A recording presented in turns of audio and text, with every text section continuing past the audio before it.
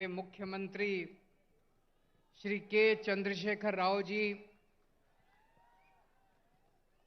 मंच पे बैठे हुए पंजाब के मुख्यमंत्री भगवंत सिंह मान साहब, उत्तर प्रदेश के बेहद लोकप्रिय नेता और पूर्व मुख्यमंत्री श्री अखिलेश यादव जी, सीपीआई के जनरल सेक्रेटरी डी राजा साहब, मंच पे बैठे हुए अन्य सभी गणमान्य लोग और यहाँ पे इतनी भारी संख्या में आए हुए मेरे सभी प्यारे बहनों, भाइयों, माताओं, बुजुर्गों, बच्चों, आप सब लोगों को मेरा नमस्कार, सबको मेरा प्रणाम। सबसे पहले राव साहब को मैं बहुत बहुत शुक्रिया अदा करना चाहता हूं। आज मुझे तेलंगाना बुलाने के लिए उन्होंने आज दो बहुत महत्वपूर्ण कार्यक्रमों में हमें शामिल होने का मौका दिया और उसके बाद आप लोगों से बातचीत करने का मौका दिया। मुझे नहीं पता आप लोगों को पता है कि नहीं पता कि आपके मुख्यमंत्री ने आज एक बहुत शानदार कार्यक्रम शुरू किया है। आपकी सब लोगों की आंखों का चेकअप कराया जाएगा। तेलंगाना में 4 करोड़ लोग रहते हैं, 4 करोड़ लोग। सब लोगों की, बच्चों की, बूढ़ों की, आदमी की, औरत की, इस धर्म की, उस धर्म की, अमीर की, गरीब की, सब लोगों की आंखों का चेकअप केसीआर साहब मुफ्त में कराने जा रहे हैं। उस कार्यक्रम का आज शुभारंभ हुआ। जिसकी आंखों में डिफेक्ट मिलेगा उसको मुफ्त में दवाई दी जाएगी। जिसे चश्मे की जरूरत होगी उसे मुफ्त में चश्मा दिया जाएगा और अगर किसी की आंखों में ऑपरेशन करने की जरूरत होगी तो उसका मुफ्त में ऑपरेशन किया जाएगा। शानदार प्रोग्राम है कि नहीं है? आज हम लोग यहां से सीख के जा रहे हैं। मैंने और हम सभी लोगों ने ये सारा कार्यक्रम देखा, इनके डॉक्टर से मिले, इनके ऑफिसर से मिले, जितने शानदार तरीके से उसका आयोजन किया जा रहा है, प्लानिंग की गई है, बहुत शानदार है। मैं जाके इस पूरे कार्यक्रम को दिल्ली में भी लागू करूंगा और अभी अभी भगवंत मान साहब ने ऐलान किया कि इस पूरे कार्यक्रम को पंजाब में भी लागू किया जाएगा। फिर केसीआर साहब ने हमें ये बिल्डिंग दिखाई।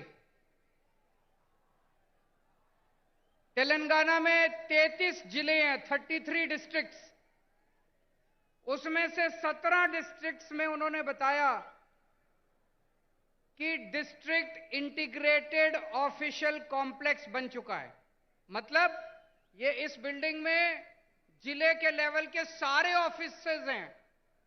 कलेक्टर भी यही है, सिंचाई विभाग भी यही है, तहसीलदार भी है, सारे विभाग इसी बिल्डिंग के अंदर हैं ताकि अगर कोई नागरिक आए तो उसे जगह जगह धक्के ना खाने पड़े, सारे काम एक बारी वो यहां पे आए और उसका काम हो जाए। ये भी बहुत अच्छा कॉन्सेप्ट है, इसको भी हम लोग लागू करेंगे। मैं समझता हूं अगर हम अपने देश के अंदर आपस में एक दूसरे से सीखने का प्रयास करें, लड़ने की बजाय, हमें लड़ना नहीं है, हमें सीखना है एक दूसरे से। अगर हम एक दूसरे से सीखने की कोशिश करें तो हमारा देश कहां से कहां पहुंच सकता है, बहुत आगे बढ़ सकता है हमारा देश।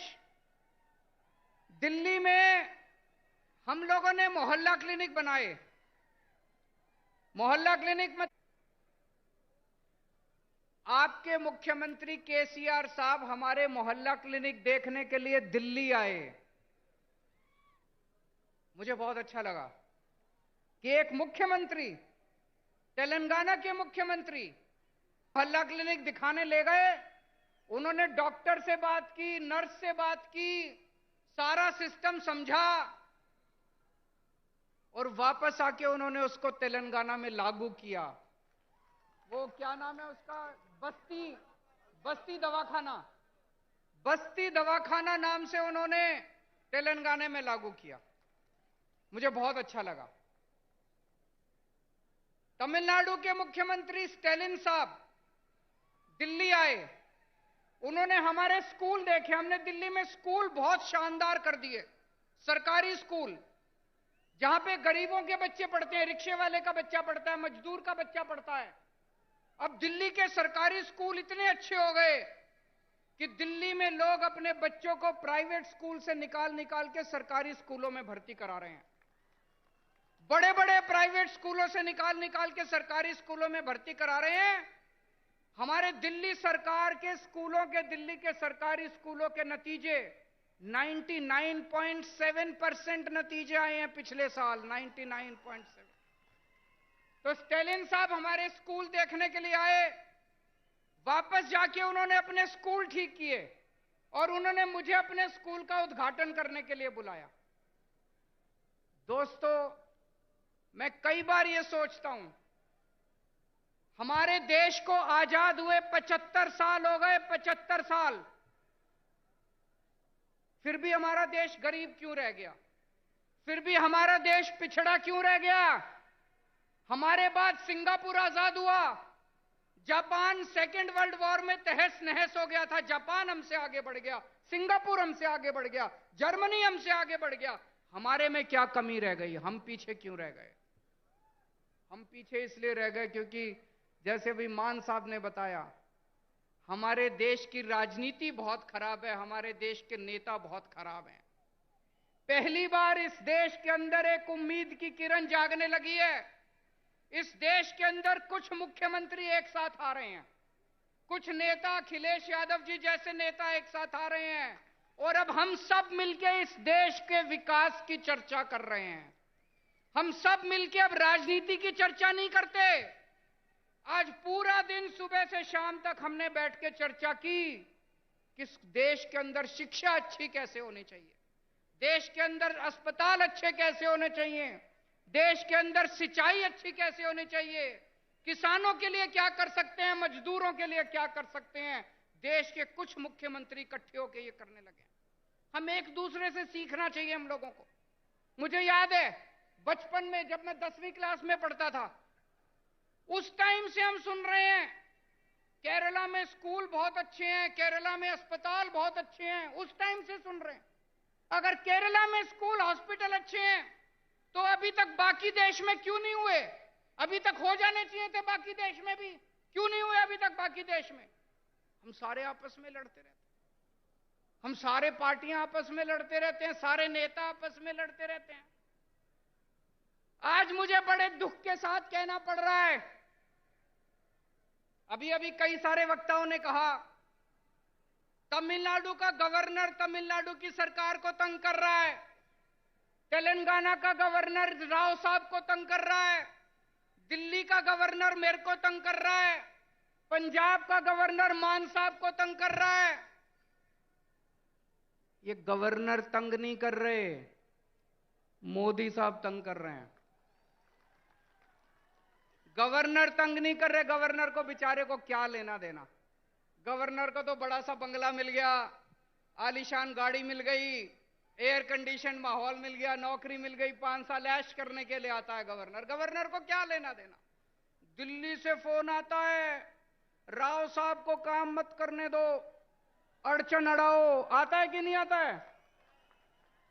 दिल्ली से फोन आता है, भगवंत मान को काम मत करने दो, अड़चन अड़ाओ। मोदी साहब का फोन आता है, केजरीवाल को काम मत करने दो, अड़चन अड़ाओ।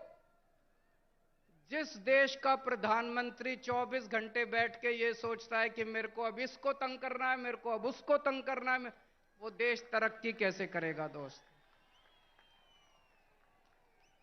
आप में से कौन कौन बेरोजगार है? जरा हाथ खड़े करें, जो जो बेरोजगार है, जो जो अनएम्प्लॉयड है। मुझे लगता है मेरी भाषा शायद समझ नहीं आ रही है, अनएम्प्लॉयड तो बहुत लोग हैं। आज देश का एक एक युवा बेरोजगारी से त्रस्त है। हमारे प्रधानमंत्री को बेरोजगारी से कोई लेना देना नहीं है।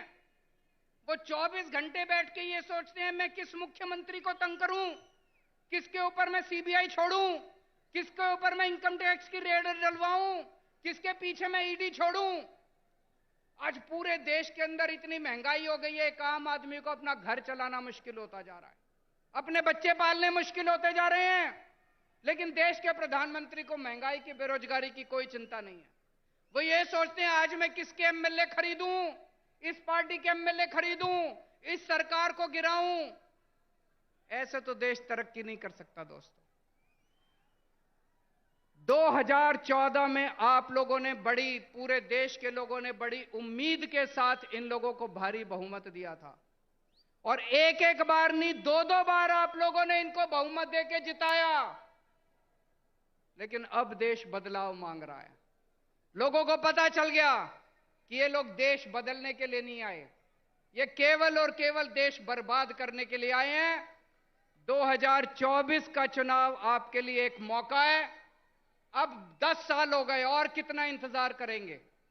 2024 के अंदर सारे देश को मिलके इनको उखाड़ फेंकना है, और ऐसी सरकार लेके आनी है जो देश के बारे में सोचे, बेरोजगारी के बारे में सोचे, महंगाई के बारे में सोचे, आपके बच्चों की शिक्षा के बारे में सोचे, आपके परिवार का इलाज कराने के बारे में सोचे, देश की तरक्की करने के लिए सोचे, ना कि लोगों से बदला लेने के लिए सोचे। दोस्तों, बहुत बहुत शुक्रिया।